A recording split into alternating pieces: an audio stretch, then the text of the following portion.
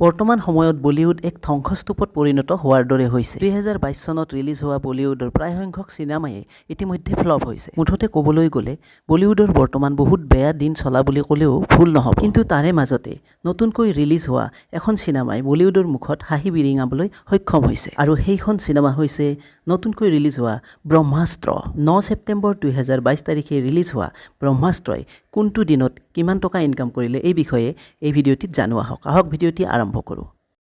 ব্ৰহ্মাস্ত্ৰ চিনেমাখনত মুখ্যতঃ অভিনয় কৰিছে ৰণবীৰ কাপুৰ আলিয়া ভাট অমিতাভ বচ্চন সাউথ সুপাৰষ্টাৰ নাগাৰ্জুন আৰু শাহৰুখ খান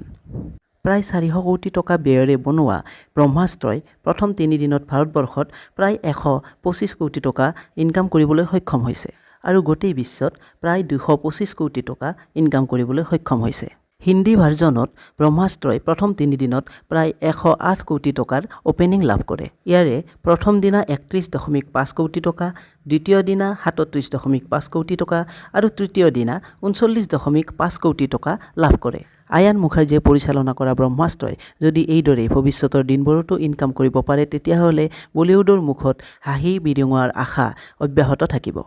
বন্ধুসকল আজিৰ ভিডিঅ'টিত এইখিনি যদি ভিডিঅ'টি ভাল লাগে লাইক শ্বেয়াৰ আৰু চেনেলটো ছাবস্ক্ৰাইব কৰি বেল আইকন দবাবলৈ নাপাহৰিব ধন্যবাদ